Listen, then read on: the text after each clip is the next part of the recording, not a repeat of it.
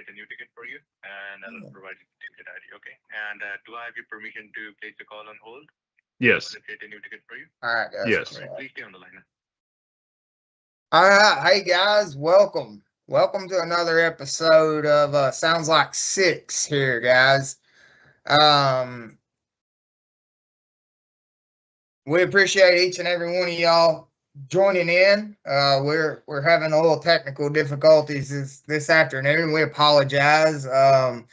This is the time of year, for all you people that don't know, this is the time of year where we run into the Moonshiners and the Sounds Like Six show. So this year, as y'all know, it's our first live, so we're having a couple technical difficulties. Just bear with us. But we've got Mr. Starnes here that will be joining us, along with, as always, the Wild Frenchman down there, supporting the Dookie Blues back there. So, French, how are you this afternoon or evening now? I'm good. I guess I got to avoid the rain today.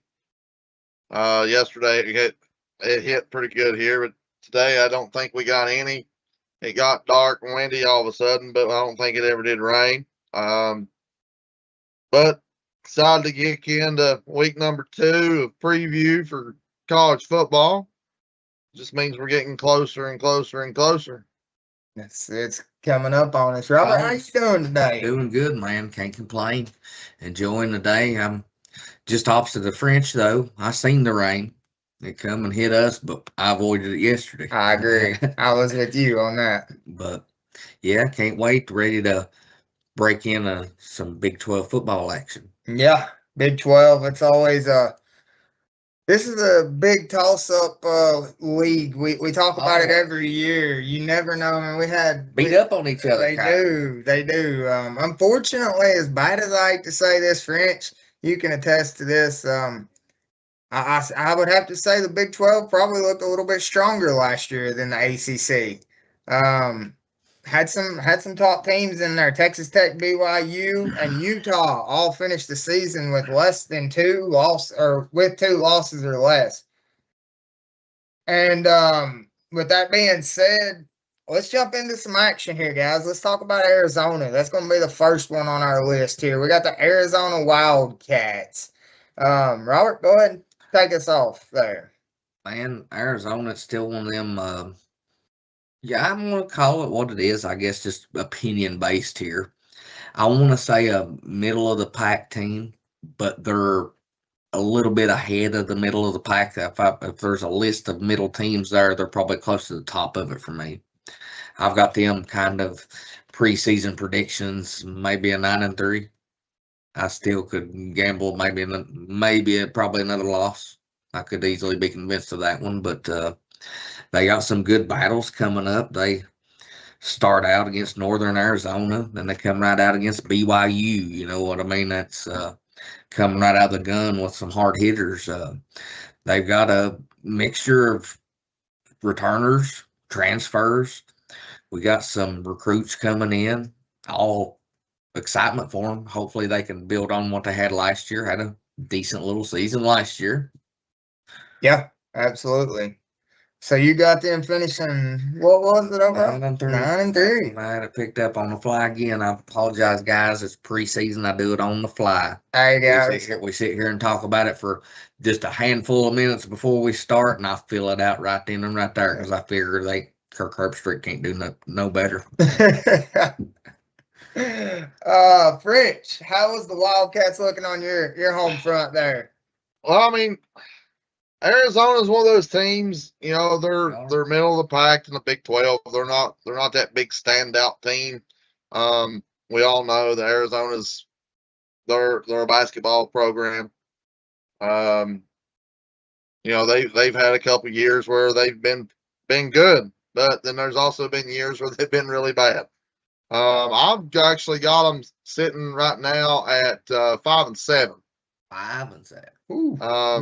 I'm dropping from quite a bit from last year. What did they finish? Yeah, I felt like they might have been 8. 9-4. 9-4. I think it might have been 8. But I mean, their schedule. I mean,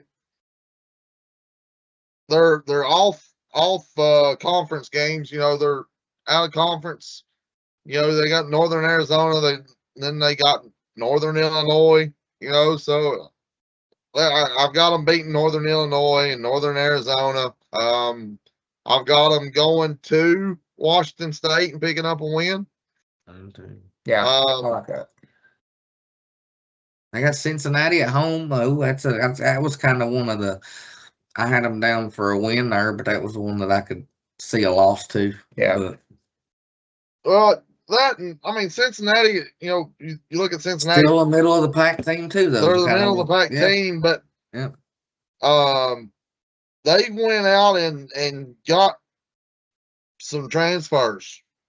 Cincinnati has, so there might be a little bit of a difference in that Cincinnati team. So I've actually got them getting beat by Cincinnati. I do too. Yeah. French. I've got Cincinnati winning that even at home. I do like them falling off a little bit compared to last year, French. I agree with you. I've got them running at 7-5, but I do think one guy that we need to watch coming out of this Big 12 will be their quarterback, Noah Fifta.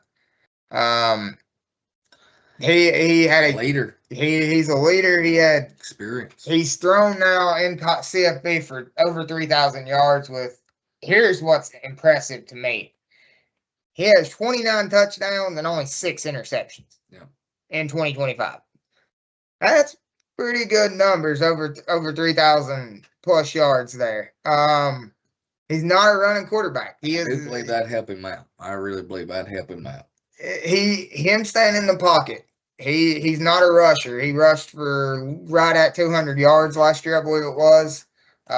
He's not a bad quarterback, and I think that he will be more of the deciding factor on how Arizona State or how Arizona's season spins out, and they're getting a lot back, and you don't see that a lot. They're Bobby. He's got a lot of clout to his name a little bit coming in at a junior right now. Yeah, and then they've got another senior running back coming in, almost 800 rushing yards last year, 10 touchdowns. So I think this is pretty good returning crew here for Arizona. French, I like the drop off, but I'm going 7-5. I've got them. I like the middle of the road. I mean, you're right on it. You just flip flopped on that. So I absolutely. I mean, we know how the Big 12 is. I mean, we've got the ones that stand out, and that middle of the pack. I mean, that bunch can. Any of those games right there in the middle of their season can be flip flop. Absolutely. Yeah. So, you know, 5-7, 7-5, 6-6. One slip up. I mean, that's one thing about the Big 12, man. You're going to have upsets every week in, week out. And that's what's fun. You know, I think towards the end of the year last year, me and Robert was talking about that. There was like 3 teams right there. It was Texas Tech, BYU, and Utah. And, like, they had to play each other still at the end of the season. And there was some big implications I remember us talking about in those games when we were following that. So anything can happen in this Big 12, but I agree. I like the middle of the road with them again, French. So, Mr. Starnes, let's go to the Sun Devils in Arizona State here. Arizona State. Still, I give them this. We're still talking Big 12 here. I mean, it's full of just throw the ball. But Arizona State, I got them at 7-5. Okay. They start out here with Morgan State, and they got another one. I mean, they got a big game right out of the hole at Texas A&M. Yeah, that's a big game, and that's at Aggies. Yep. They play Kansas neutral. They got Baylor at home, Hawaii at home. I've got to lose them to Texas Tech. I've got to lose them to BYU. Go on down. I've got them losing to Arizona at home or away. They go away to Arizona. I got them losing that game. And I think that rounds up the losses for them that I've got down. Yeah. French, you want to jump in here? You want me to take it? Go ahead. I like it, but I feel like Arizona State, they make a little bit of a bounce backish. I mean, they were 8-5 last year, so I guess not. I've got them 7-5, so I'm right there at the same. What have I got? No, yeah, 7-5. I'm missing a game on here. That's fine though. No, that's right. Sorry. But the thing about Arizona State that surprised me last year, and I'm interested in seeing if they'll carry this momentum over, is how they did without Scatterboo. Everybody thought Arizona State was going to fold, and they didn't. They ended up coming out. They're sitting here 8-5 season last year, and I think they're going to build off of that. I truly do. I think it's they've got a transfer coming in from Kentucky. Their quarterback. They have right now 5 quarterbacks on their roster. Full stable. Like I said, they got the Kentucky transfer, but then you got a Michigan guy hanging down there at the bottom to senior. And that's what's kind of shocking. The guy is good enough to get to Michigan, but he hasn't seen the field. But then you got somebody like Underwood that's there in Michigan. He's a little guy, though. I mean, he does not fit your quarterback standard that transfer don't. He's a 5'11", 200-pound guy. Yeah, and honestly, they have 4 of the 5 quarterbacks right now listed as potential starters. Have you seen who's starting yet, French? No, I have not. Not either. I was sitting here looking. I don't know how true this is, but right now it's showing on their depth chart that Mikey King is the number 1 right now. Okay, you're trying to prepare from because you sit here and you look at it, you're talking about they've got 5 quarterbacks on the roster that can make them or break them. Yeah. But Scatterbo being out, the biggest one right now is the fact that Sam Levitt has transferred out and went to LSU. Yep. That did kill him. Yeah. You sit there and you look at it. Last year, he won them some of the ball games that they won. Great quarterback. Kind of excited to see and see what he does when he goes to a real conference. Going in and playing against some of that SEC defense. See what, I mean, look who his coach is now at LSU. So it'll be exciting to see what Sam Levitt can do against better talent, bigger, stronger, faster. Arizona State, I mean, I've actually got them sitting at 8-4. Okay. You look at it, they've got that one tough non-conference game with Texas A&M going into Caulfield. That's going to be that's probably not going to be pretty. No. Not at all. What blows my mind is the fact that they play conference foe Kansas at a neutral location. Yeah, I've seen that, and I kind of wondered about that one too. What was sort of the behind thoughts of that? That game, oh well, I see why it's at. It is at Wembley Stadium in London. Ah, okay, I can get on board with that. So that's why it's a neutral site, since they're going across the pond to the UK and playing at London. So either way you look at it, you're looking major jet lag. I mean, we've seen what the NFL teams, how they look when they go across the pond.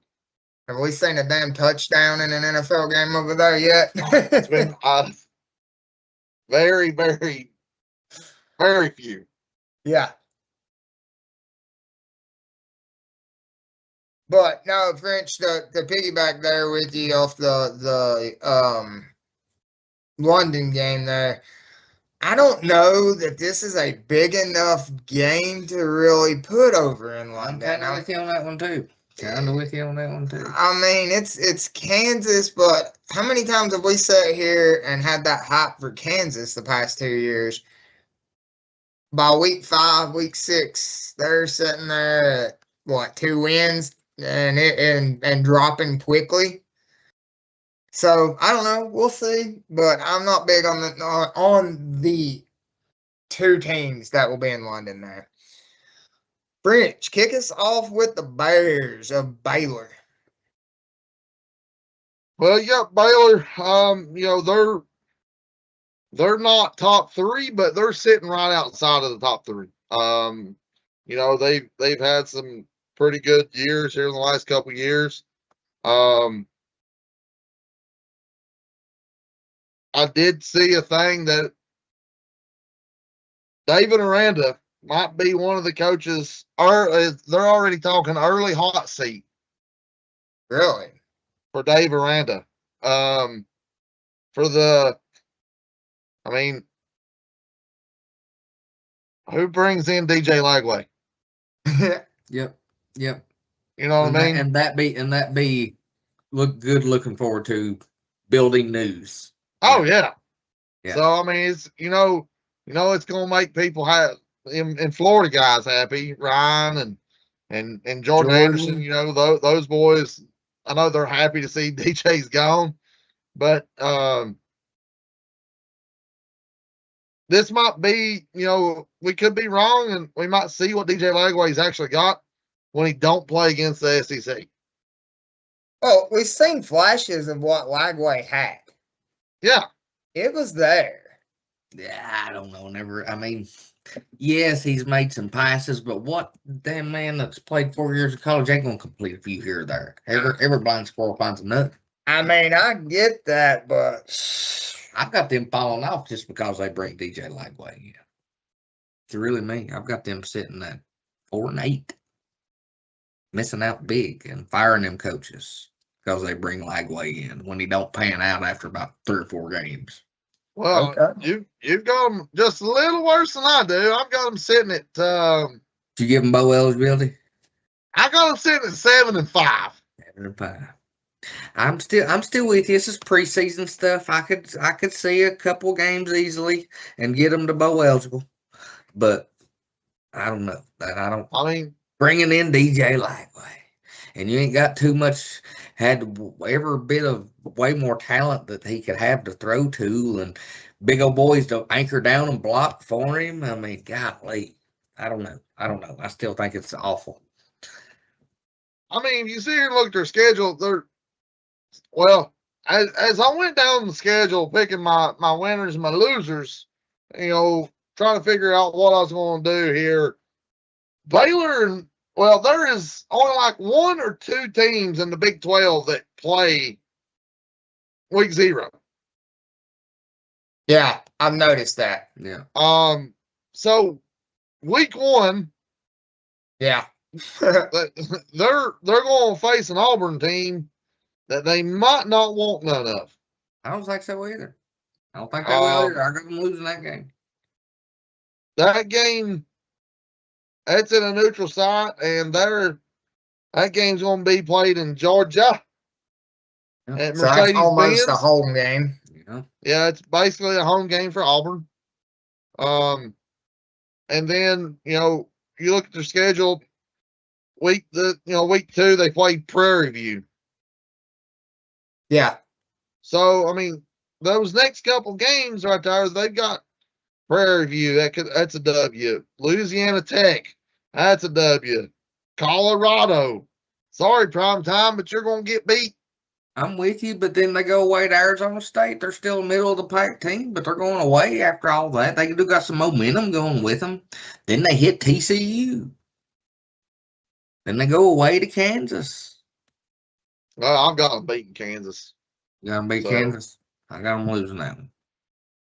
But that's one of them games, you know, there's a couple on there that I could flip-flop pretty easy if you twisted my arm on to get them to bowl eligible. Right. So did you give us your final record on them, French? No, we didn't. Yeah, 7 and 5. Oh, 7 and 5. Well, you got them. 4 and 8. Guys, I'm gonna go a bit on the opposite side. I've got them 8 and 4. And I'm going to say, We're all over the place. I'm going to say one name that we didn't mention. We talked about him some on some of the last year's show, and he will be back. And that's Pendergrass in the backfield. He will be back as a red shirt junior this year. He got hurt last year. We did talk about him. Well, one of the best things DJ Lagway can do is hand the ball to somebody. And hey, I do agree. I do think Lagway surprises a few teams here and there, though. Well, if you got a good fella that can run the ball behind him a little bit, that opens up his legs a little bit too, to equalize that out and give a surprise hook. Yep. So that's why I've got them sitting at 8-4. They're not falling off too bad, guys. They do fall off, but I don't think it's terrible. All righty, who we gonna have in here next? The BYU. All right, well, jump in there and roll with it. I'm fairly high on them too, but they had a good season last year. I've got them finishing about the same as they did last year. I've got them sitting at 10-2. Let's see here. They start out right out of the hole with Utah Tech, Arizona, Colorado State. Then they got a little test coming up at week 5 at TCU. I've still got them winning that one. That's on them on the road too. They go away to back at home at Iowa State, home for Notre Dame. Got them packing a loss to Notre Dame. I almost wanted to flip that one just because they're at home and I ain't a Notre Dame fan. I did too. And if Notre Dame. That's the truth. It'll be years before I'll give any credit there just because that doesn't hit me below the belt. But anyways, what game was I at for them? I've done lost. Notre Dame. Notre Dame. Yeah. After Notre Dame, you've got UCF away, Arizona State. That's at home. I got a loss to them at week 10 with Utah, and that's an away game. Home against Baylor. I've got them pulling out a W there. Away at Kansas State, Cincinnati, in and out. 10-2. French, take us away. Well, Bear Bachmeier's back. You know, that kid, it's hard to beat him. I've got him sitting. I've actually got him coming in sitting at 8-4. I do have. There is 2 games, you know, that can go either way.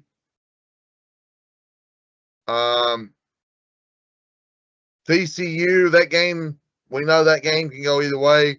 It's going to be in Abilene. So, you know, if you look at it, home field might make the difference for this game. But I've got them set at 8-4. I've got them finishing out the year with the last 3 weeks getting wins against Baylor, Kansas, and Cincinnati. Got them getting beat at Utah, getting beat by Notre Dame, getting beat by Iowa State, getting beat by TCU. So, you know, hopefully this all season, Bear Bachmeier has got back healthy. He had that injury late in the year that really hurt him. But, you know, I don't think they're going to fall off very far. Like I said, there's 2 games that can go either way. So it's going to be kind of interesting to see, you know, what goes on for BYU. Well, we've said it this whole show, man. They're going to beat up on one another, but you also nailed it right there, man. Bear Bachmeier. Yeah. The dude plays with resilience and heart. And you can't ask for much more. And getting him back, the French nailed it. The key thing is how healthy. You know, is he gonna come back in and say, let's go? You know, every player's got that spirit and want to, but sometimes you got to reel them in. So I'm interested. He will be one of my players to watch out of this Big 12. They got their lead running back also. That's a big kicker for them as well, I feel like, because he had 1,300 yards last year, but not only that, he had 12 touchdowns and was in the sorry, I was reading Jordan's comments there. Yeah, we missed his comments there, but he was their main part in the backfield last year, and I truly think that him coming back will help, and that's LJ Martin. So a lot of key pieces are coming back for BYU. So I don't have them falling bad at all. I've actually got them sitting at 9-3. French, that last 3 games that you were talking about there, I've got this same wins, same losses almost to a T with Utah, Notre Dame, and I wanted to change that to a W so bad, but I couldn't see myself pulling BYU to be 10-2 again. And TCU, I've got them losing on the road is the only reason I've got them losing that TCU game. So I've got them 9-3. Gibby's got them 9-3 too. Yeah. Okay. I like you, Jordan. All right, guys. Well, let's get into the Bearcats. Kelsey Tight End University. I don't think he's going to be happy with my predictions with them, but it's Cincinnati here, guys. I mean, that's about all I can say. I've got them 5-7 on the year. I got them bowl eligible at 6-6. I'm giving them slim wins. I'm giving them West Virginia because West Virginia, I love Pat McAfee and everything, and I love the energy he brings, but man, they're god awful. They won 2-3 games last year. Let's see here, you're having them losing to Arizona? I've got them going and beating Arizona. I do. I've got them starting dead hot. And I actually went back and looked at my ACC schedule to see how I had Boston College in this game. I had Boston College losing this game to Cincinnati. I've got Cincinnati starting 5-1, but they lose 6 straight. Well, I mean, that's not, that's not bad. I've got them sitting at 7-5. Beating Boston College, you said it. I've got them starting out 5-0. I've got them beating Kansas State at home. Okay. I do too. And then go to West Virginia, get beat by Tech at home, get beat by Utah. I've got them picking up a big upset win against Houston. I give them that L there. I think they're going to shock some people. They are going to be without Luke Fickell, as he did transfer out when he went to Wisconsin. But they have brought in 8 transfers that's going to be starting for them. Which isn't always a good thing. The biggest one for them, and I like him. This is going to be. This might be my favorite quarterback of the year. They're bringing in J.C. French from Georgia Southern. So, right now he's listed as their starter. For Georgia Southern, he threw for 20 touchdowns. So, he's got experience. They play a tough, Georgia Southern plays a tough schedule. And he still finished the year with 20 touchdowns. So, Cincinnati wasn't afraid to jump in the portal and get them some transfers in and try to,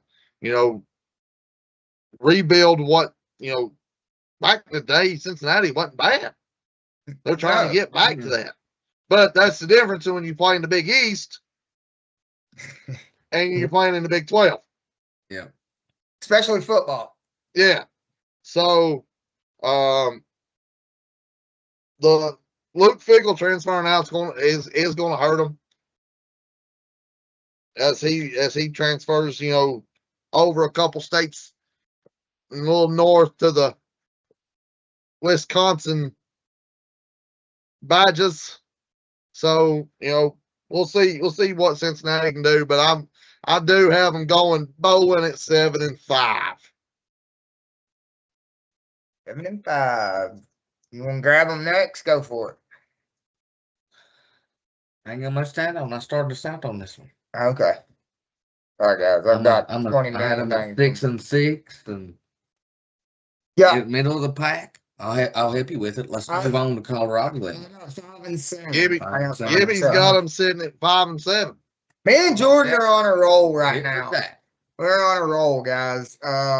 No, Cincinnati fickle with that French. I do agree. I think that's their biggest kicker. But I know you're a little biased with the last name, but that is going to be the biggest question mark going into Cincinnati season. If they can hold that steady at the quarterback position, they're gonna be okay. They might finish a little bit better, may finish at 6-6, like Robert said, and become bowl eligible. But for now, I'm sticking it safe and saying 5-7. Yeah, go ahead and take us off to Colorado. Did you see Gibby's comment? Big 2, little 10. That's Colorado.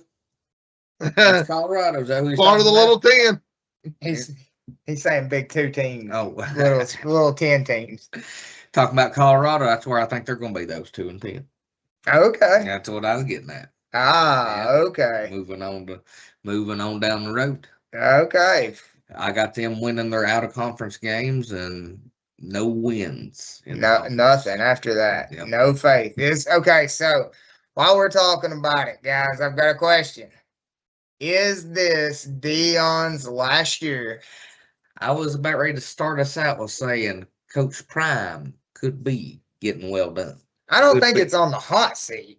I'm thinking, does he do you think he's fired? Okay, let's open that discussion. I don't necessarily think he's fired, but more along the lines of what you're thinking is he's thinking, holy crap, somebody else will pay me a little bit more money to do the same crappy job somewhere else. I mean,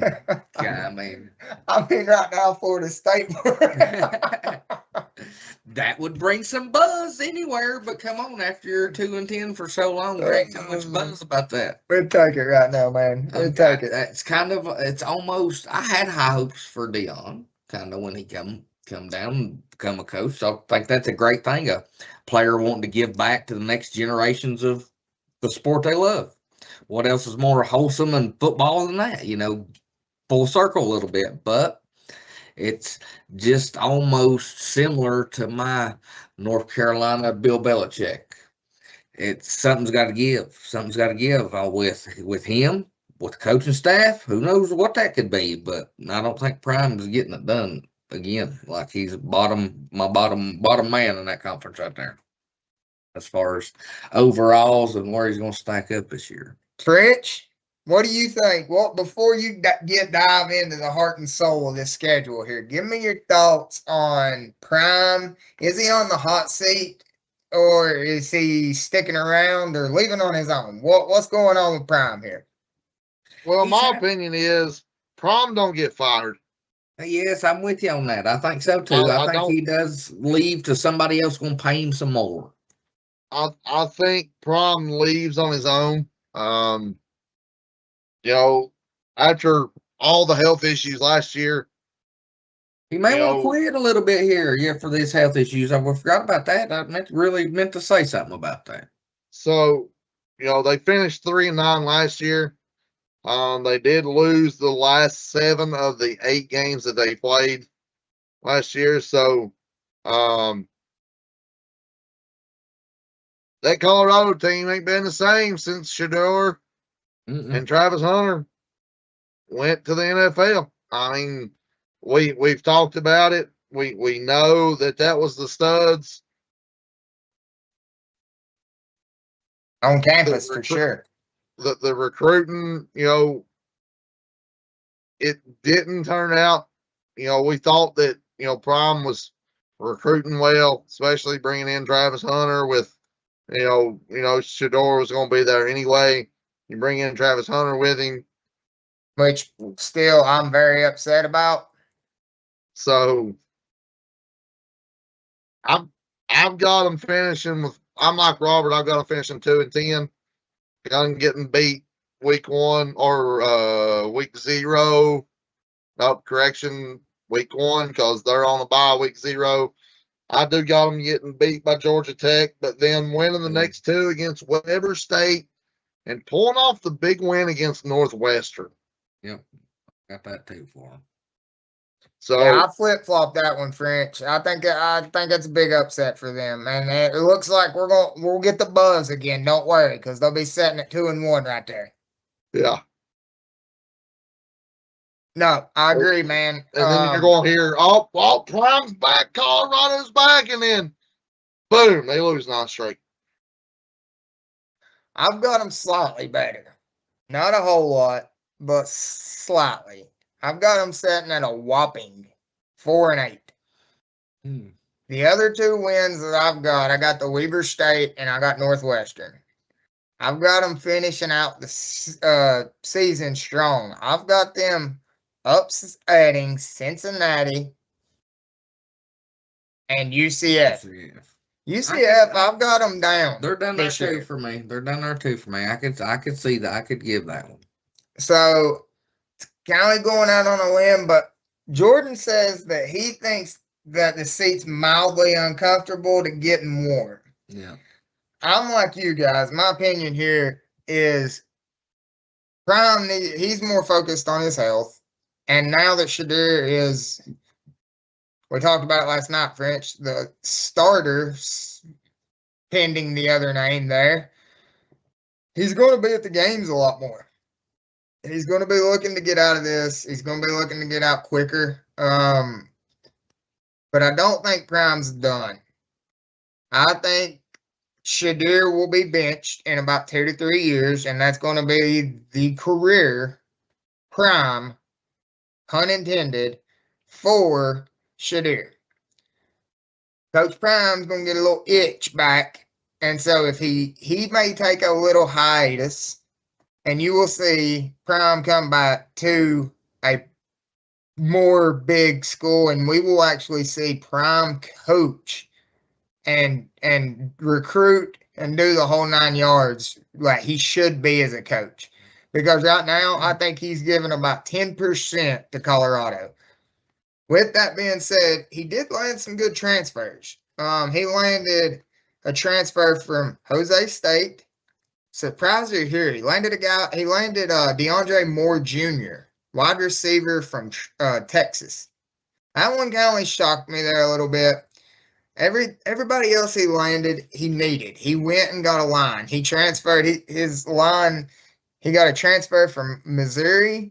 His offensive tackle, his left guard transferred from Sacramento State. His center transferred from Houston. Another OT from California. And a right tackle from Rutgers. So he is going heavy on this line. And don't forget, his quarterback, and I cannot think of his name right now, he recruited hard to be the next Shadir. He's got a lot of faith in that quarterback there for Colorado. Colorado, he may put a little bit, we may see a little bit more, but that's why I think I'm going to give him a 4-8 here. We'll slide on into Houston. Give me your thoughts on the Cougars. I think they're going to be a tough team. They were pretty tough last year, so to say, in the hunt. I got them going 10-2. Pretty good little record there for them. I think they start out. I give them their first loss in week 3 to Texas Tech. That game's an away game for them. I got them losing again at away game at Utah. And then let's see here. Well, yep, that's my 2 losses. Yep. Got them staying strong, defending the fort, and being undefeated at home. I will jump in here. I've got them a little bit worse than that. I'm not gonna say a whole lot, but I've got them finishing 9-3 on the season. Some of their they're getting, excuse me, I apologize. They are getting some of their key players back, and they're getting some good transfers in. So that's what I was really looking at here. Their transfers was, where's the one I'm looking for? I can't find him. Okay, I can't find the name I'm looking for. There it is, Kewan Lacey. Yeah. They went and got Kewan Lacey. We seen what he did at, was it Ole Miss last year? That's a big. I didn't my really question. realize they. Yeah, I was looking for him. I knew they went and got a big name out there. My thing about that is more of a question mark of what the hell was Ole Miss thinking? But Jeremiah Smith coming in here. French hit it. Money. You're exactly Oh. right, French. You're exactly 100% right. And we know Houston has no defense, and they are going to air it out 20,000 million times a game, and they're going to score 78,000 points on you. What better weapon to bring in than one of the most explosive offensive talents in the SEC last year, and that was Kewan Lacey. So I've got them finishing 9-3. Big season from Kewan being in the Big 12 compared to that SEC defense last year. Big season for Kewan. Yeah, bringing in Kewan Lacey, it's going to be huge. You got Connor Wegman back. They also went out and picked up a big receiver from Tulane, and that's Micah Hughes. So they brought in a big body there for the outside. So, I mean, they've got the weapons. That Willie Fritz offense is explosive anyway. And it helps that you bring back Connor Wegman. I mean, we've seen what he done at A&M a few years ago. We've seen what he done last year at Houston. Kid can throw it. And if I'm not mistaken, Connor Wegman's left-handed. So it's always different. You got to go through a lot more training and a lot more routes and reps when you're not used to a left-handed thrower. Because I'm going to tell you from personal experience, a left-hander, the spin with the ball makes it so much different to catch it. I mean, we're all used to a righty throwing it, and it's going, it's rolling to the right, and you get the lefty that's throwing it's all rolling to the left. You've got to adjust to it. So Micah Hughes coming in, he's going to have to get used to that. But, what kind of stupid response did that lefty make? I seen you giggle. Oh, he just said, so he says Big 12 in the dictionary translates to not much defense. That is very true. And which will probably, in the long run, help Kewan Lacey. Absolutely. You know what?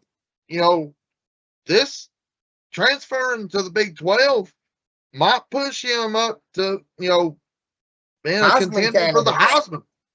You damn right. I would I like money down quite a bit. So burn on. Yeah, screw it. Any gamblers out there, take me on it.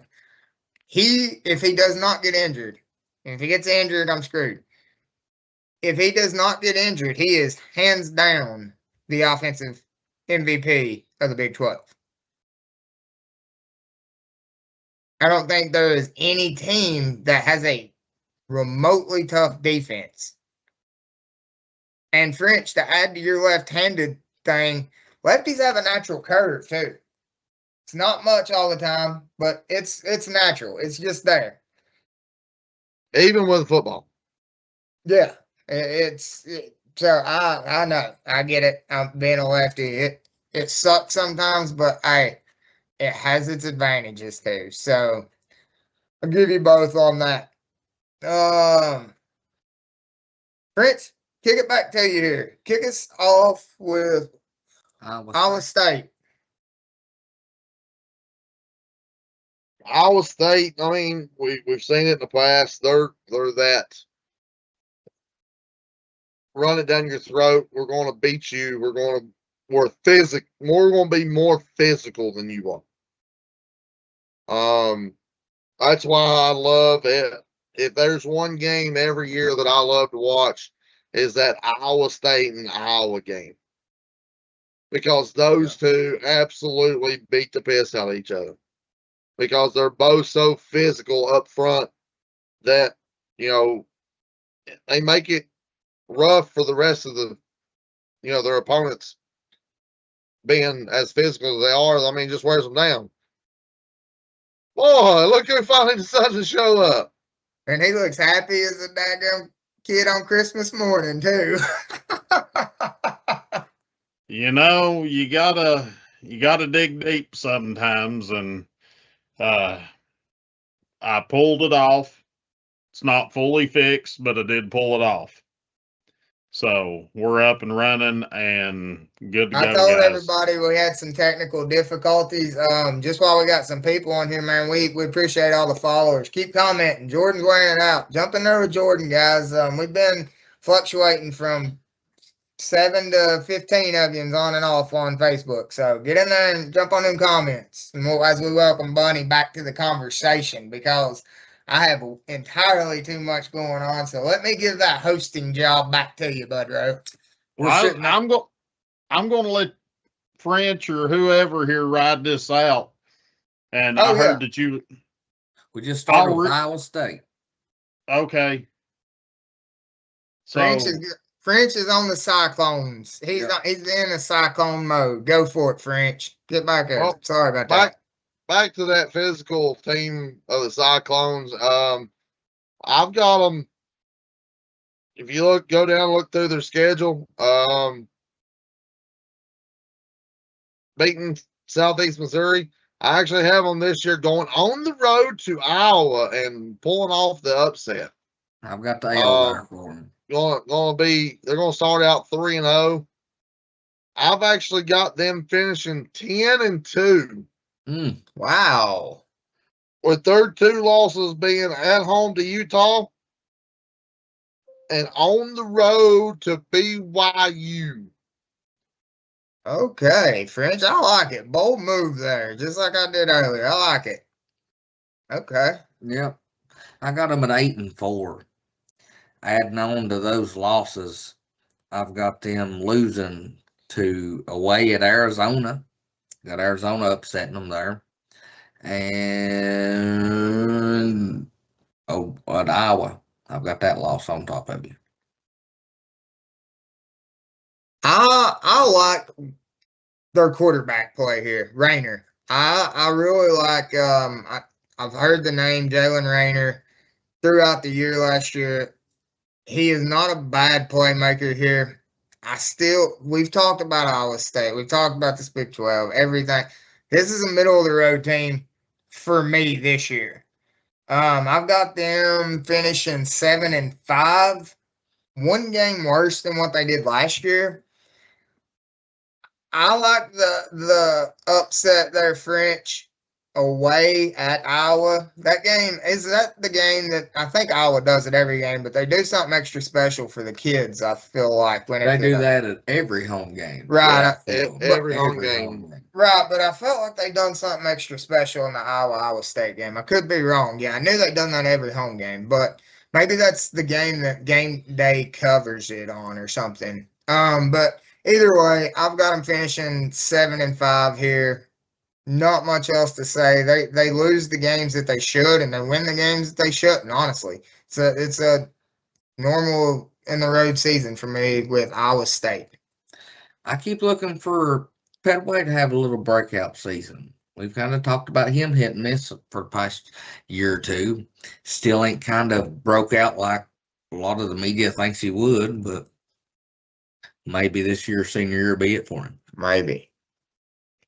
All right. So I'll give you a little recap here. Y'all got ahead of me. I'm going to keep it really short and sweet on all this. I'm a lot lower than you guys on Iowa State this year. I have them going 4-8. 4-8. We've been like that the whole time you've been gone, though. We've all three of us have been kind of not on the same page with our picks tonight. All right. So Houston, I have them at 9-3. Hold on. We're gonna go run back. Okay, Houston 9-3. I'm 9-3. Give me 2 seconds. That was the one right before Iowa. Where you got him, French? Houston, I've got them sitting 8-4. Okay. 10-2. Colorado 4-8. Woo! Italian. 2-10. Man Roberts 2-10. Cincinnati 5-7. Booyah. 6-6. 7-5, baby. JC BYU French, baby. JC French. BYU 9-3. We're 4 for 4, brother. Running it back 10-2. 8-4. Baylor 4-8. Ooh. Ooh. I got you, buddy. That's me. 4-8. 7-5. Do you hear this? 8-4. Do you hear this? Woo. Arizona State 8-4. 7-5. I'm not 7-5. 8-4. Arizona 9-3. Damn. Exact. 9-3. 9-3. Have you lost your mind too? These other two are crazy. I'm telling you. Listen to this. 5-7. Listen to this. 5-7. 7-5. Listen to this. It's Arizona. Go. They are a basketball school. French done said that.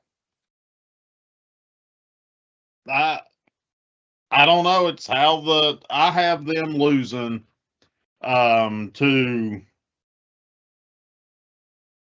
Yeah, Gibby, I am having some technical difficulties. I have them losing to BYU, Tech, and Utah. But this is also the guy 2 years ago, French, that said Oklahoma State, when they won 2 games that year, was going to run the damn table, or maybe lost 1 game too. Yeah. And they ain't been back to relevant since. But I ain't seen bet no you, goofiness like that. I bet you we don't hear that now for Oklahoma State because Gundy's gone. Michael ain't going. They'll go 0-12 this year. That's what Buddy will have them at because no Mike Gundy. Yeah, I mean, now that Gundy's gone, I don't give a damn what they do. Buddy probably had a Gundy connection fit on the phone earlier. Yeah, I mean, more like Mike Leach. It was a good Mike Leach spill. Raymond, you know what probably come out, don't you?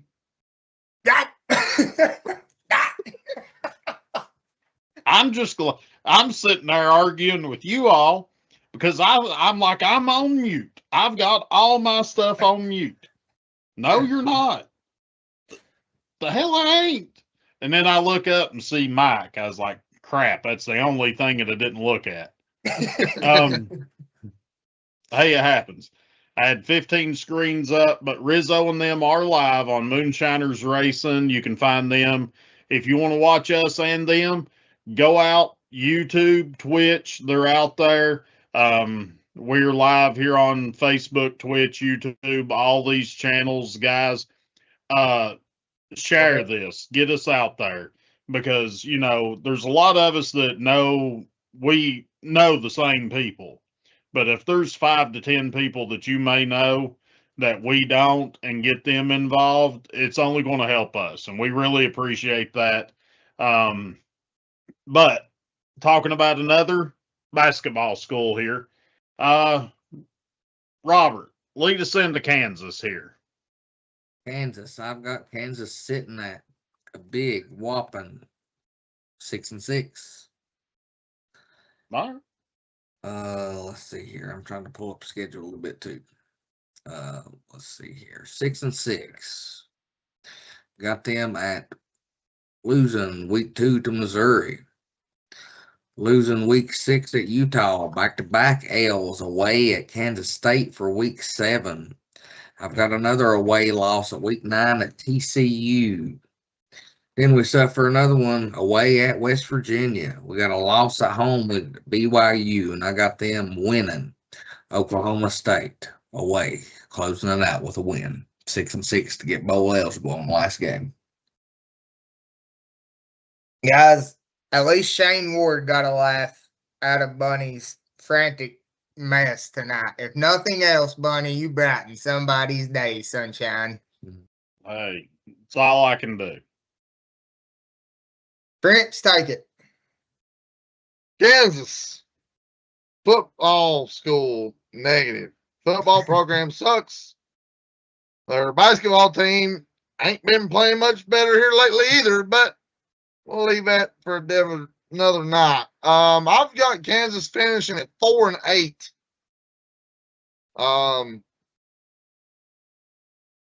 Let's see, let me get to the schedule here. Of course, you got them winning week 1.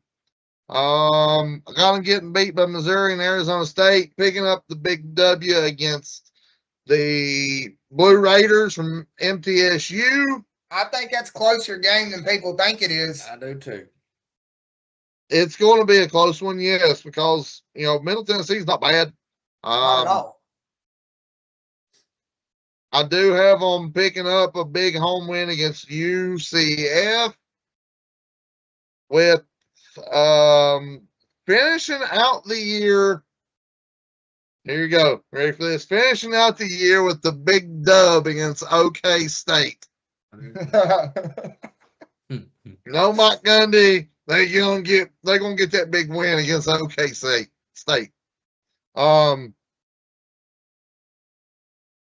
I didn't really find a lot on Kansas. I ain't gonna lie. I deep dived into most of them through for about an hour. So, there ain't much to talk about with Kansas anyway, because like I said, nobody cares about Kansas in football.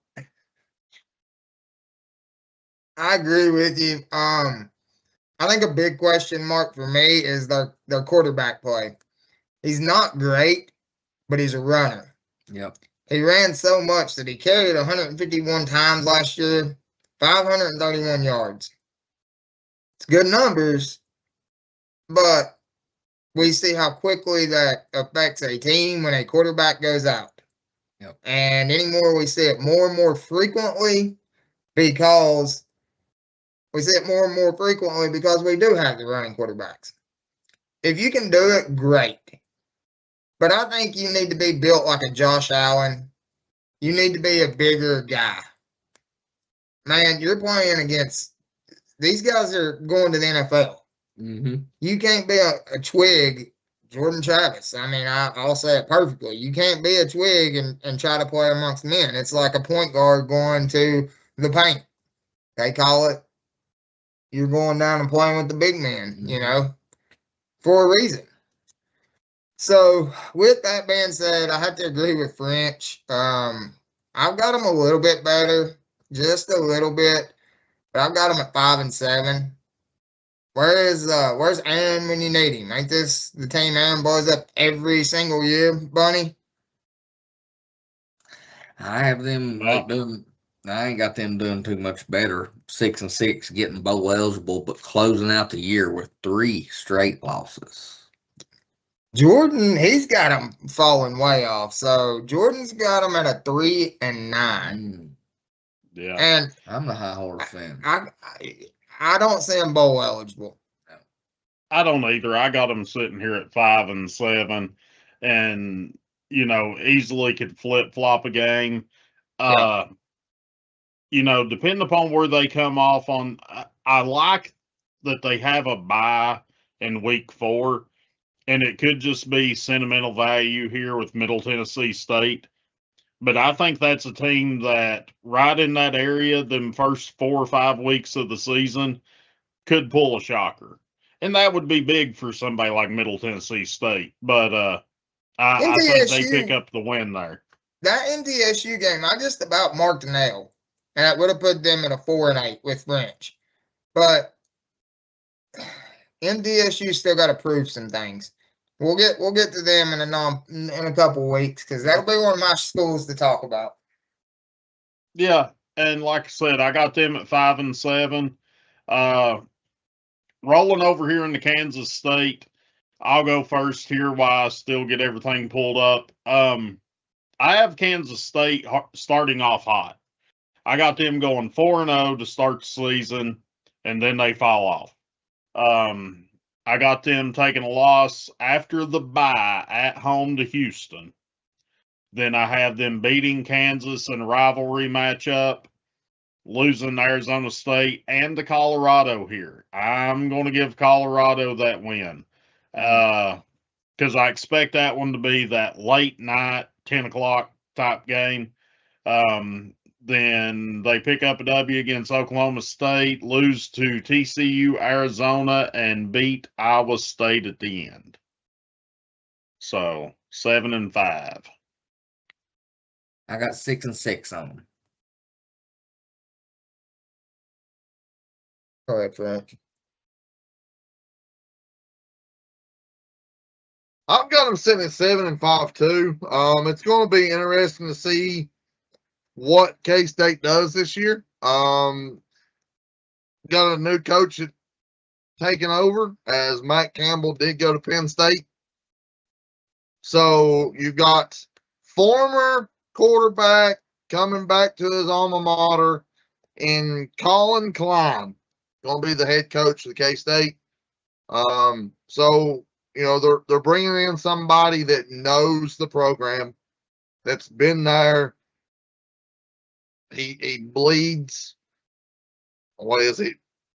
That ugly blue and gray or whatever they consider it. You know, so it's going to be interesting to see what happens when you get somebody new come in, but he knows the program. He's been there, and he wants to win. So who knows how that's going to go? I do like that hire. I mean, I like the fact that they kept it with somebody that's been there, that knows their, you know, what the school and the athletic department expects.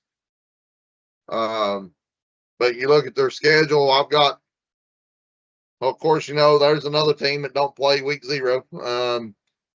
But let's start out 2-0 against Nichols and Washington State. I've actually got them getting beat by Tulane at home. I figured that was going to be one of them games that they might look over and Tulane might come in and sneak up and bite them.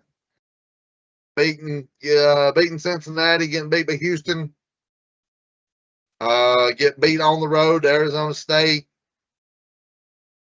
I've got them beating Arizona, so I mean I think they're going to win the games, and they'll go bowling and be right there, you know, right outside the top 3, top 4. You know, that might be where they sit by the end of the season, because this, like I said, the top 2, top 3 teams, we know who's going to be. So all I gotta say, Bunny, is Avery Johnson, son. Avery Johnson. oh, man, Josh Lawling, I hope you're watching, buddy. And I'll leave it there. Oh, man. I'll cut that out and send it to him. that is an unforgettable moment here on Depot Street. That was a great moment. Go back to the archives for that one. But I've got K-State 6-6. Avery Johnson is back for his senior year, so we will be talking about him. I feel like he's been there 10 years I thought so too, but I literally have looked up their schedule. He is a senior starter. You did look at 2026 this week, right? I know, right? But I have kept it in 2026. Robert can verify me on that one. So if it's wrong, then dang AI is wrong. Is all I can say. Which I like that Tulane loss. I don't know how I feel about Tulane with the new coach this year. That's going to be a huge thing with them. Unfortunately, went to the wrong team, but I don't like my odds with that anyway. But Tulane, I big question marks there. I have them starting off hot with 3-1, but man, they hit a rough spot and they lose the next 3 to Houston, Arizona State, and I've got them losing on an upset to Kansas there. I think they get in a rut right there because that's a tough to get 2 out of 3 games. And I think they just get that rut, and that's a rival, in-state rival, and they slip up there. So I've got K-State finishing 6-6 on mine. That's where I'm at. Man, you're pretty close on the Big 12. All right. Yeah. Jordan, 6-6 with us, buddy. Yep. Yeah. Well, I had them at too. So, next, you got the man, the myth, the mullet is no longer at Oklahoma State. But we seen it coming. We did. It was time for him to go. I'm going to hold off on this one. Robert, kick us off with Oklahoma State. I still don't think they do too much this year. I've got them at not doing really much anything. 3 wins, 9 losses. Oklahoma State. Let's see. Try to take you through my wins. I guess that'll be much easier than losses. Dang it, Brad. Let's go. There we go. Yeah. All right. So I've got a win with Tulsa. I've got a win at Murray State. I do have them losing against Oregon, so get 2 out of 3 with their out of conference. And they pick up their other lone win against Colorado and Coach Prime.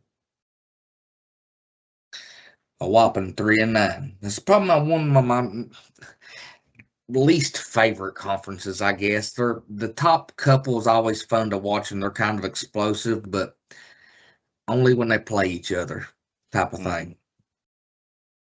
Yeah, they have about 4 or 5 really good matchups every year. Yeah, that's about it.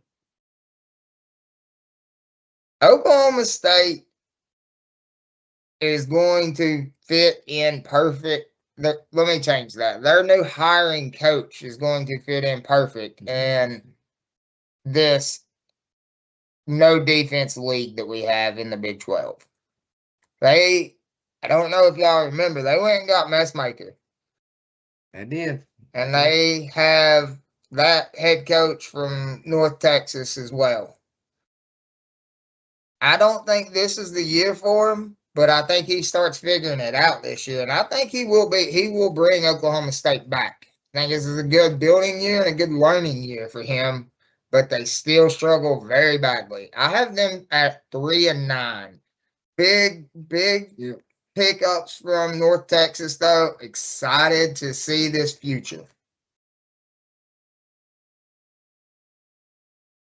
Well, they did, I think they went after the right coach.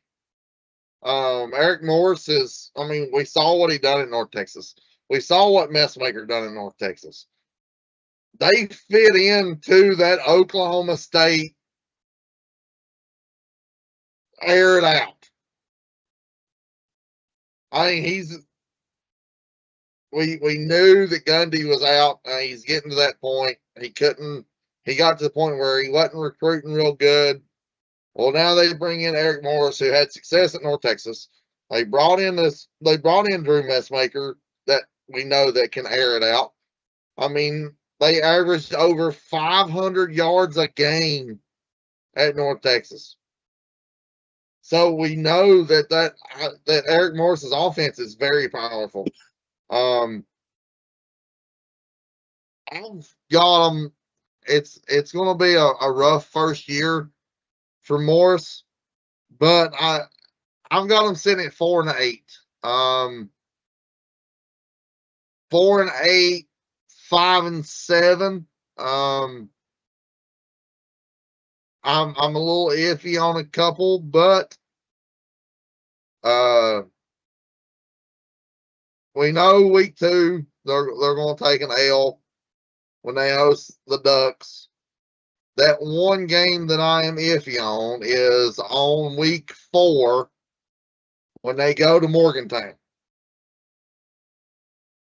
That game, I think that game with Eric Morris, he'll be 4 weeks. He'll be 3 weeks in, and I think he's smart enough that he might figure out, hey, this is what we need to do.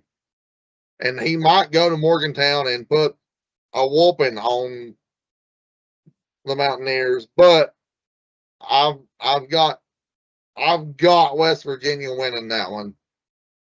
So, you know, I've got them finishing 4-8, 5-7, somewhere around in there. All right. So, Raymond, you brought it up. The coach from North Texas, Mestamaker. Looking at their depth chart, you have probably 85% transfer guys on this team. Yep. A lot of them are from North Texas. We seen what North Texas done last year.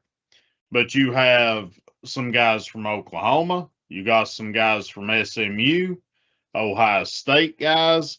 You've got Texas Tech, a couple of them, a cornerback, fifth-year senior there.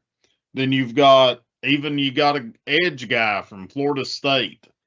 And I think he went out and got some of the guys that maybe not your top tier guys, but wanted to come in and try to get what they can get out of it. They was behind those SEC guys. They was behind those Big Ten guys. Come to Oklahoma State. Look what he was able to do with a bunch of 3 stars, a bunch of 2 stars, a bunch of nobodies. Because who really wants to go to North Texas? I Nobody. mean, no, you're spot on with it, but I mean, before the transfer portal, look at Boise State. Everybody thought that was a fluke, and they go in and beat, upset one of the biggest upsets in the century. So just because these bigger schools overlook these kids, don't mean that it's not there. No. I mean, I don't disagree with you at all on that. But I'm saying right now he's shiny. He's flashy. He's the up-and-comer. I have them sitting a lot better than you guys. I've got them sitting at 7-5. Of course. I have them at 7-5. What? Of I course sit you down. told I stepped away for a quick second, and I was like, maybe I'll get back by the time Michael rambles on about this. I sit down to 7-5. Yeah, 7-5. I I got them missed that starting big out. line of BS that just spewed out. I got them sitting here at 2-2 before the bye week. They dropped West Virginia on the road. I think they're going to lose to Oregon. I think they go in, handle Murray State, handle Tulane. Or Tulsa, sorry. After the bye, I've got them winning against UCF, losing to Houston. They go on a 3-game win streak with Houston, Colorado, Iowa State, Kansas State. Lose to Texas Tech, Arizona State, pick up a win before the end of the season at Kansas, or at home against Kansas. They're going to win the games they need to win, lose the ones that they ought to lose.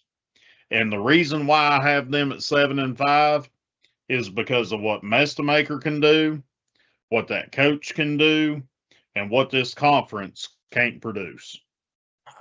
I can't say I blame you. I just don't see it being the first year. I think that they can do it. I think this coach can do it. But Yeah. I just don't think he's going to have a grasp for the spotlight yet. And he's going to be in the spotlight in the Big 12.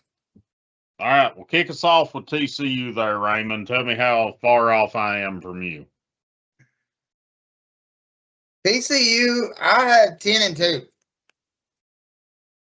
I actually have them starting the season 10-0.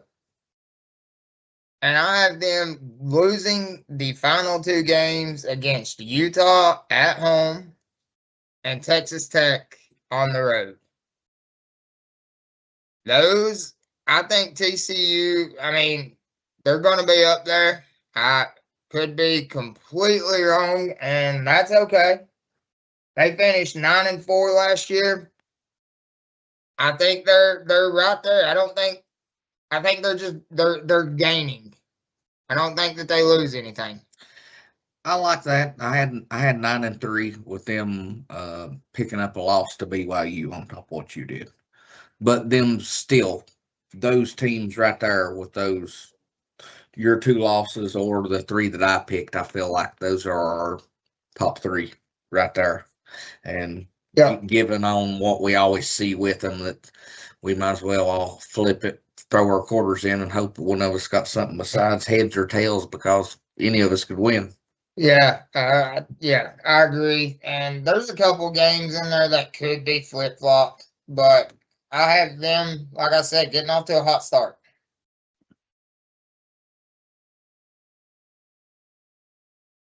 Raymond, I'm right there close to you. I've got them at 11-1. I do. Yeah. I've got them getting beat by Utah. Yeah. These 3 games or 4 right there in that conference that, like, it's just hard to pick because they're so similar of teams to each other too. Yeah. They do have their senior quarterback Jaden Craig coming back. Threw for almost 3,000 yards last year, 25 touchdowns, 7 interceptions. Senior leader. Look, if I've no lies to tell, if I had another, my second favorite football team would be the Horned Frogs from TCU. I just like the way that they play. They're, aired out. Defense is hard nosed. They're that quiet team that everybody looks over. They're, you hear anything to do with Texas, all you hear is Texas A&M, Houston. Everybody looks over little old TCU. Yeah. But that team out of Abilene, I'm going to tell you, it can play. I agree with you. And I think, it's going to come down to the end of the season. But I do believe I've got them winning the Big 12. Okay. I still like Texas Tech a little bit better. What was the coach that got in all the trouble a few years back? Fired from there, took them up to all their last bit of success they had. TCU? Yeah. I have no clue. Giles? Is that his name? Art Giles, maybe? That sound right, or something like that? Art? I don't remember. Art Browse was at Browse, that's it. Or Baylor. Okay. That's who I was giving it to. That's another, that's another team. Yeah. That they look at. Oh, well, it's Baylor. So look over in Horned Frogs, see what happens. Baylor's going to throw up 500 yards of offense. They might throw 500 yards offense, but they probably only want to score 35 points. And give up 70. Yep. Robert, where do you have the Horned Frogs? I had TCU sitting at 8-4, or I lied to you, 9-3. 9-3. He had them losing the same 2 along with Baylor. Is that what you said? BYU. Yeah, that's I had another loss too. Me and Raymond were identical. Jordan's right there with us. He's been with you all night too. Jordan has been, yeah. Yeah. Jordan was going off on us on this one, but I'll go ahead and get this one out of the way. The Red Raiders. Champions of this conference. Future champions. Exactly. Undefeated. I think they run the table in this conference. Really looking at their schedule, just to be honest, where are they going to lose? This is probably one of the weakest schedules you could have gave a playoff team from last year. Me and Robert said it word for word. Yeah. Robert said this is the weakest schedule by far of all of these schools in the Big 12. I had them to 12-0 as well. I did, just for that. That's a crazy weak schedule for a playoff team. Yeah. Crazy weak schedule. What, by golly, if Notre Dame gets in and Texas Tech don't, holy son, I'm gonna be mad. They won't 'Cause because they're in a power four. I think that's just, I mean, you can't have it much easier than that. I agree. But that's all. It's all about how many wins and losses we got at the end of the year, and maybe that'll help Notre Dame. I just got to say, this is wide receiver university, and my goodness, they loaded up on wide receivers in the offseason. They got transfers from Pitt, Auburn, two from Auburn, Alabama State, and Liberty. So they have enough wide receivers to go around several times. We talked about that. Several of those NFL teams need a couple of those that we talked about last night. But I agree, guys. 12-0. Winners. Not French. All right. I've got them going 8-4. Holy boy. Boys, y'all keep forgetting they got to replace a quarterback that made them. So, yeah. They, right now, who's going to be the next quarterback? Right now, you're looking at Will Hammond. Throw it up. I just told you it's wide receiver university here. Throw it up. French. I have a bummed arm and can go out there and toss it underhanded to some of these guys probably. But Swarby's out. Sorsby's out. So you got Will Hammond taking the snaps. Now, granted, they do have David Bailey and Jacob Rodriguez coming back on that defensive side of the football. Rodriguez. Those two animals are something else. They also, Raymond, you brought up the wide receivers that they brought in out of the transfer. They actually brought in a defensive lineman from Wake. They brought in a defensive end from Miami, Ohio that's really good. And they also went out and got a linebacker from K-State. Two of them, I couldn't pronounce their names, so I wasn't even writing their names down. But yeah, the toughest teams they play on their schedule is going to be a Houston, a Cincinnati, a Baylor, a TCU by your Talkins. That's going to be their hardest opponents played. I've got Houston going into Texas Tech and beating them. Ooh. I've got Arizona State coming in and upsetting them. I've got them getting beat by Baylor on the road. And then I got my Horned Frogs coming in the last week and beating them. Those last two games, I could see the slip-ups. Them are the only two slip-ups I see possible. But I still don't. I think they're rolling by then. They haven't hit. It's been practice for them. I just think that glory ride that they had last year is over. Would you have TCU ranked, or would you have French? 11-1. 11-1. Jordan's saying NIL money. They're 10-2 though. He gives them 2 blemishes on there. So I mean, the last two could potentially be it, because I'm a valid point. You're replacing a quarterback, but you're in the conference for the wide receivers, and for you're not going to be in that conference and not going to pick a quarterback that can't throw that ball damn 60 yards. I mean, it's just how it is. All right, tracking on. University of Central Florida. Raymond, what do you got? Not much, guys. No. I do not have I don't have much to say here about UCF. I believe they lost their coach. I know that. Where did he go? Can't remember. There's a bunch of coaching shuffles. USF, UCF, a lot of those smaller feeder schools in the Floridas. I know they've been making names there, and that's how you do it. But I think it's down year. They got to find another coach. 2-10. I give them 3-9. I give them one more win than that, but not much better. The wins come at a out of conference game, and I got them beating Oklahoma State, and I got them beating Colorado.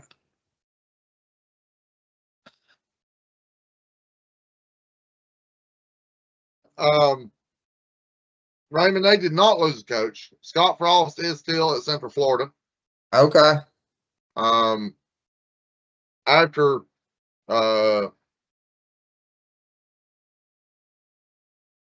leaving to go to Nebraska. He come back.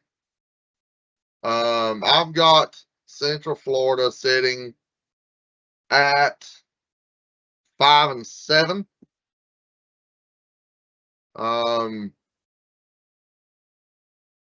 They win the games they're supposed to, get beat by the game. You know, they get beat by the teams they're supposed to. So, I got them finishing at 5-7. I didn't find much on them whenever I went through. It's another one of those things that'll be right in the middle of the pack. There might be a game there that they can pick up and win and get bowl eligible. So 5-7, 6-6 is what I'm gonna say for Central Florida. Boys, I have them the worst team in the Big 12. Colorado's going to do worse than that. Colorado's going to do worse than that. I got them at 2-10. I think they win a couple early. Do what? I'm there with you. We're on it again. Yeah, I mean, the tale of two tapes here between three teams on the list, just because we're going in alphabetical order. I went from Texas at 12-0 to the worst team at 2-10, and rolling into Utah. Second best team. Second best team. I have them at 12-0. I give them one loss. I give them one loss, and same kind of with Texas Tech. I think they have the next easiest path to getting up there with double-digit wins, but I did give them a loss. I mean, I give Arkansas the upset. Is where I did. I gave Arkansas. That's what I give them. I gave Arkansas upset. Did you? How do you know that? That was my only blemish. Me too. That was mine too. Dampier coming back. Yep. Dampier coming back, but that dang defense of theirs is going. This is the team that will have the defense. They got two of their safeties back. Very tough players in the Big 12 last year, and Nate Ritchie and Rabbit Evans. Linebacker were coming back as well, as long as Rock Caldwell, their cornerback. So I think this is the team out of the Big 12 with the defense. Kind of telling on myself, but I ain't going to tell you who I think wins. I've not announced the champion on that yet. I've got them sitting 8-4. Yeah, Dampier's back, but they also lost their offensive coordinator. Offensive coordinator, he went and, he jumped ship with Kyle Whittingham, and he went to Michigan with him. So this Utah team, they're starting back over.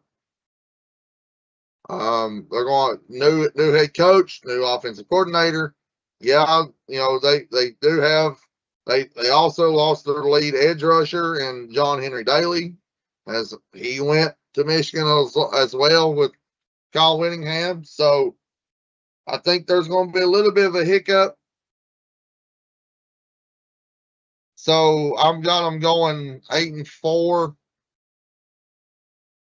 course, that's another one of those that 8-4, 9-3, 10-2. Those it anyway. I mean, you look at it. I've got them winning the Arkansas game just cause it's at home. I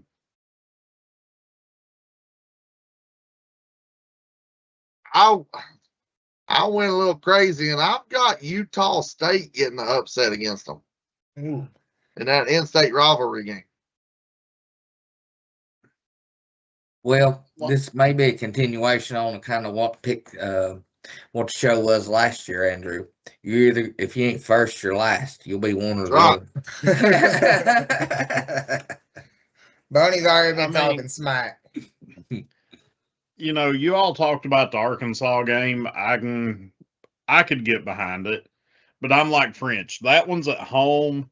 That's probably going to be the Big 12 game of the week.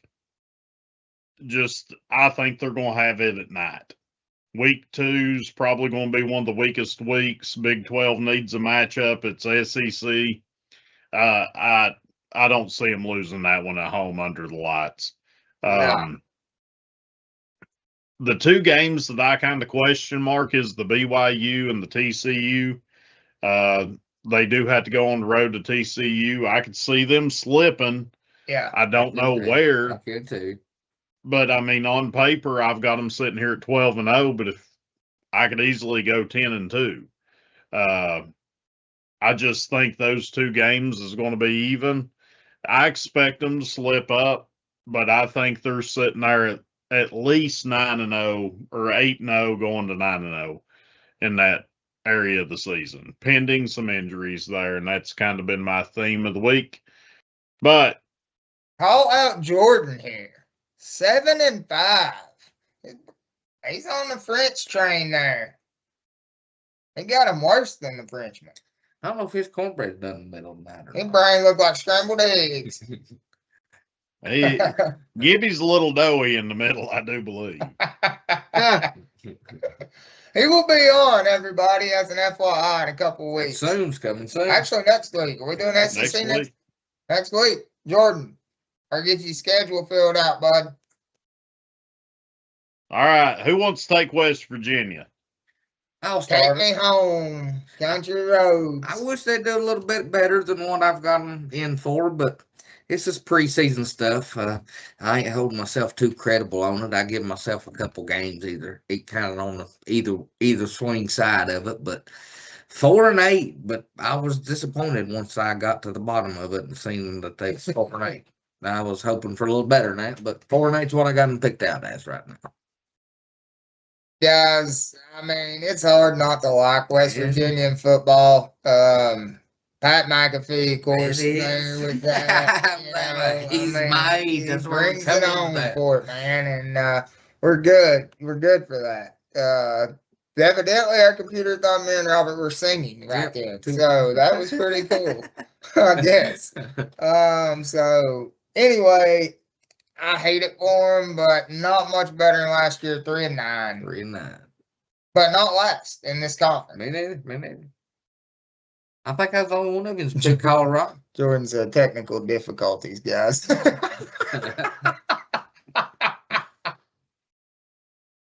That's the theme of the night.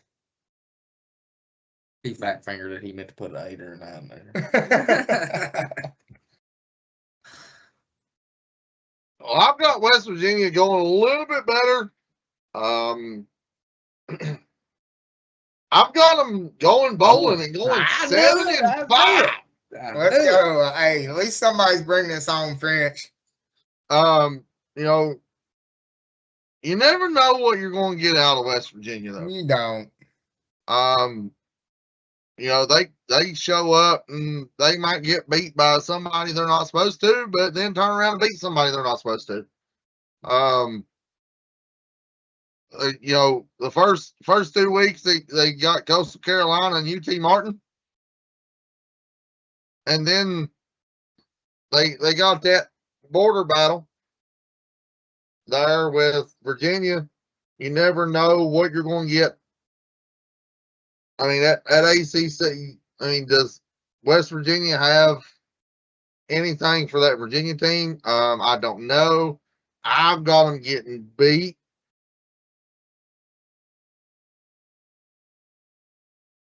That game is at a neutral site, so I'm trying to figure out. I'm looking up to see where it's at really quick. I had Virginia in the ACC winning this one, so I had to give the loss here. Yeah. I had to look back, but I didn't mess up while you're looking at that French. I got them 4-8. One more game. I had them for some reason. I had an L at the UT Martin, so change that to a 4-8. Kinda don't know why this game's being played where it's at, but hey, that's why NCAA makes their big money. This game's going to be played in a neutral site, and it's going to be played in Charlotte at Bank of America. I don't understand why you would play Virginia, West Virginia, and North Carolina. No, that one doesn't make sense at all geographically, or I mean, because it's a bigger stadium and they think it's going to be a big game. I mean, I would much rather see a West Virginia Baylor. Give me Baylor back on the schedule. That was a 70-point game. Let's go. Yeah. I mean, that's really the closest big stadium that they could play in. I don't think it draws. I don't even think it remotely fills the stadium. No, but the sponsors is going to pay for it. McAfee will show up at some point, being a neutral site, and it's about the money at the end of the day. I got West Virginia at 6-6. I got them going bowling. I think they start off 5-2, and then they fall off and go 1-4. Jordan's So- out there with y'all. He's 6-6. All right. What other comments, thoughts do you have about the Big 12 before we scroll on here? Well, according to the interwebs, I kind of pulled up the big conference matchups to look forward to in that conference. On September 18th, you got Houston, Texas Tech. October the 3rd, BYU at TCU. October the 10th, Houston at Kansas State. October the 24th, Houston at Utah. And November the 7th, you got BYU at Utah. So, I mean, there's right there, you've got 5 games that can actually determine, who's going to win the conference. And Houston's in 3 of those. Yeah. What's that say what they think about Houston going into the season? I've got them sitting at 9-3. But you're right, French. And those, especially late games, and I noticed that TCU has some very late, tough games. That's when we really get in the heart and soul. And we start watching this Big 12 because you do have a couple of these teams that will be undefeated at that time, I think. And we will really be honed in on them to see who in that matchup and who's going to win that. But at the end of the day, I know, Robert, you and Bunny both have Texas Tech winning it. I've got Texas Tech playing Utah, but I think that defense of Utah wins it for them. I think the money wins it. I think Utah's they're a tough team and come up with usually a better defense. And that could be the answer. And Texas Tech's missing a quarterback and French, a lot of undetermined here. who you got winning? I got TCU winning it all. I don't mind that. I got Tech. I do too. That's what, yeah. I mean, that's- I'd like to see Texas Tech be TCU in that championship game. that sets up a possibility of 2 Big 12 teams getting in with a 1 loss. Now, I do want to bring up one thing because Bunny wasn't part of this. We had a little discussion. What do you think happens with prime time, Yeah, Bunny? yeah. Gone. Fired or leaves on the Fired? Does he step down? I'll tell you what I think real quick. I'll open the French. Good point, because this should come to me when we was doing it. So it's a great point. I think that he's not invested into Colorado, and he's only giving about 10% of his time right now. He's more concerned about Shadir. Shadir's in his prime. He will bottom out in 2 to 3 years. Prime will come back to a bigger school, be 100% invested, just like he was the first couple of years, but he's going to be at a bigger school with more talent and more money. Then we will see Prime actually focus in and coach. So about a 3-year hiatus. Who's going to give him the opportunity? Or does he go be a coordinator or something, positions coach, NFL? I think there'll be. Bill Belichick will be leaving North Carolina here in a year or two. That's set up for his son, though. I think it'll be whatever school within the SEC or the ACC that needs a coach at that time. He will end up in one of those two conferences, or the Big Ten. He's a fit to take over Beamer Ball. Or not with Frank. Well, assuming they're still declining. Yeah, we'll see. I think Franklin will get them back up there, though. But I think he could end up in wrong Beamer Ball. Wrong Beamer Ball. South Carolina. South Carolina Beamer Ball. I was thinking Frank. Okay, yeah. I could see, I mean, South Carolina, a Big Ten school. We could see a quick shift at the end of the season because an Ohio State or Michigan loses that rivalry game. I almost don't know if he's respected enough to be at I think he will. SEC school. He's going to stay in the South. But he does have a brand. Not only that, the man knows football. I expected more out of Prime. Me too. And he's not giving me anything. I think he comes back somewheres maybe, but I think that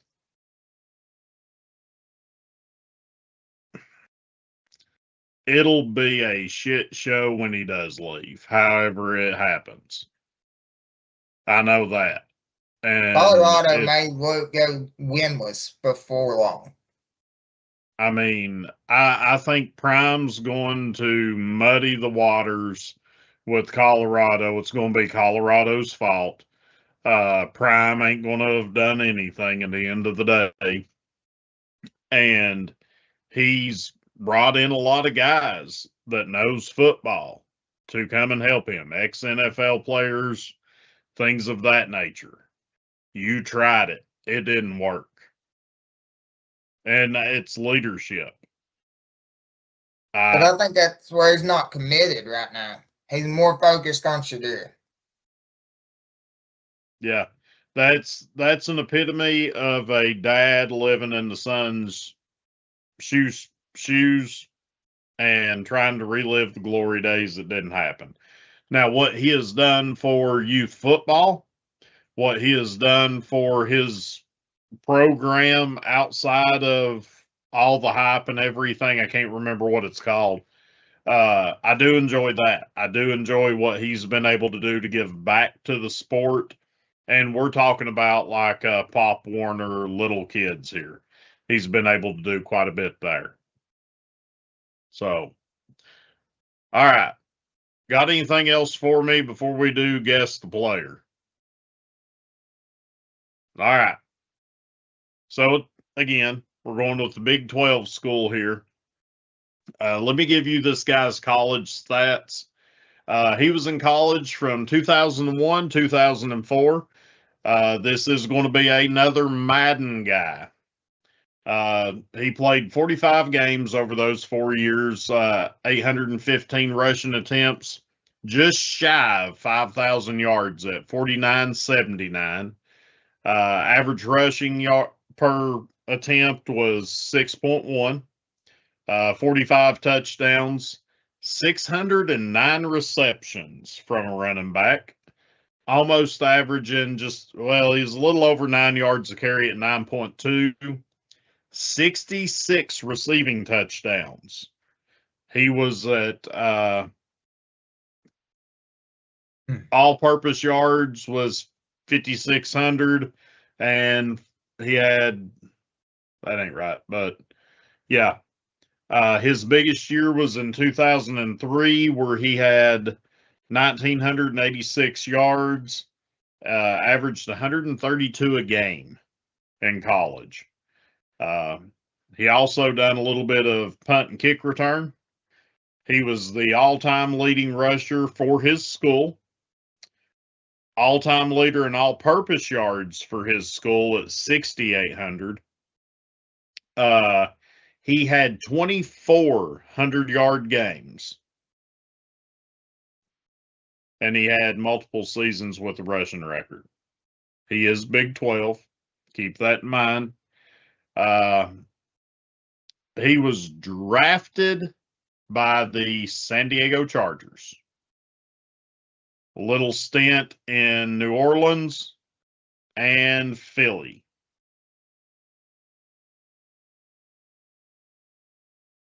LT? Huh?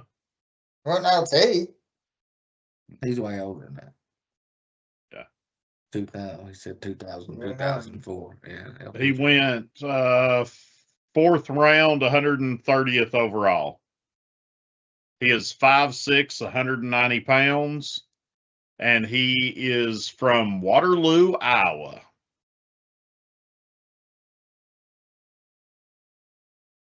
Trying to see if I can find any interesting story like the grandmother last week. Getting crickets.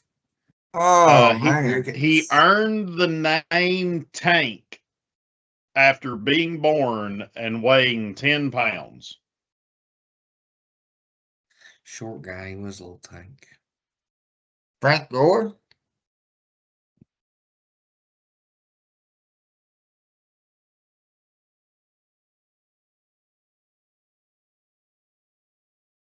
He was the Kansas State Player of the Year in high school. He is in the Kansas Hall of Fame. He has been conquering speech impediment that he has had since childhood. I'm stopped. No, crickets. Grant, you're on mute. Sorry. Bobby Boucher. Let me give you his NFL stats here to see if it helps trigger anything. 732 rushing attempts over his career for only 3,552 yards, 23 touchdowns, but he had almost as many receptions at 553, but 4,840 yards, 32 touchdowns. He had 9 return touchdowns. So he was a pass receiving guy, punt return guy. He played for the Chargers, Saints, and Philly.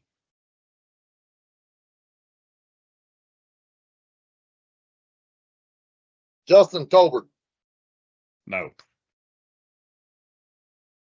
Well, I guess he is a little bit more than 190 though. I'm stumped.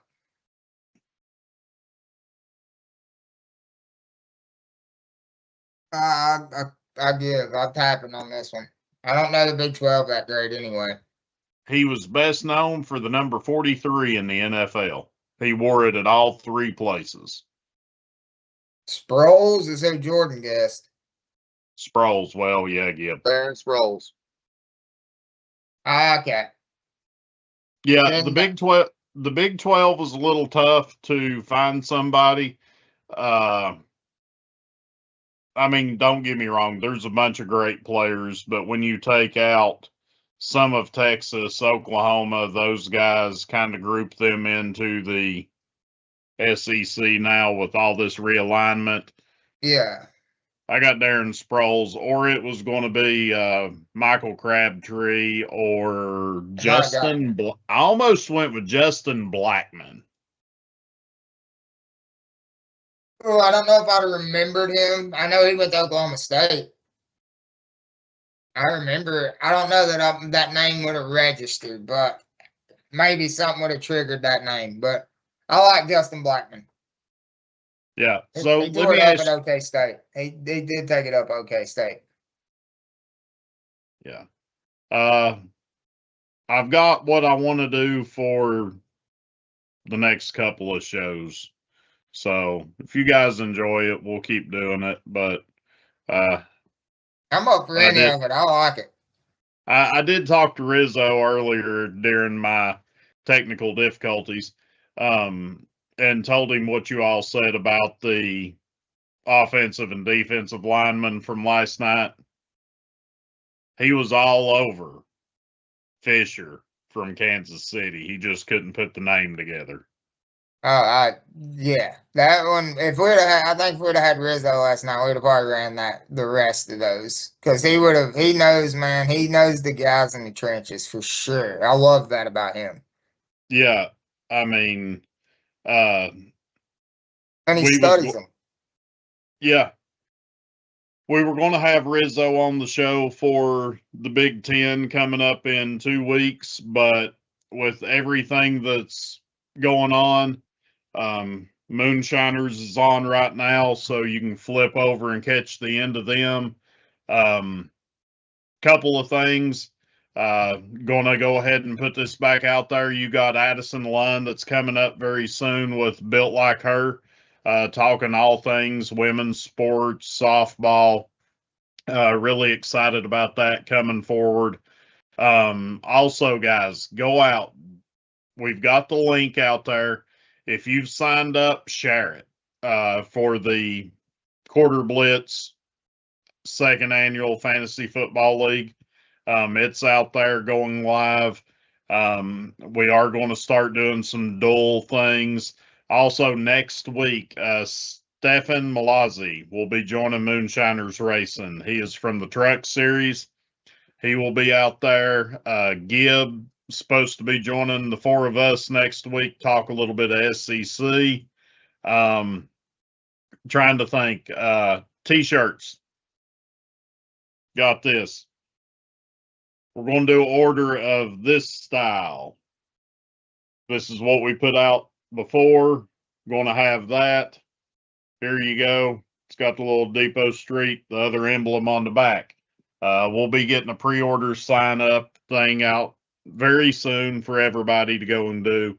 If anybody is interested or has interest in doing specialized shirts for each show, if you want to Sounds Like Six, let us know. If we've got enough, we'll put in an order. If we don't, we'll just hold off for right now. But guys, you got anything else before we head out? Next week, don't forget, I will be iffy. I'm going to try to jump on late. I'm going to be late next week, guys, but I will be traveling for work. So Okay. Tuesday, I'll be good for Quarter Blitz, but I will be coming live from Orlando next week. Yeah. Safe Well, travels. Go see Mickey Mouse while you're down there. I don't know about all that. I might be having technical difficulty.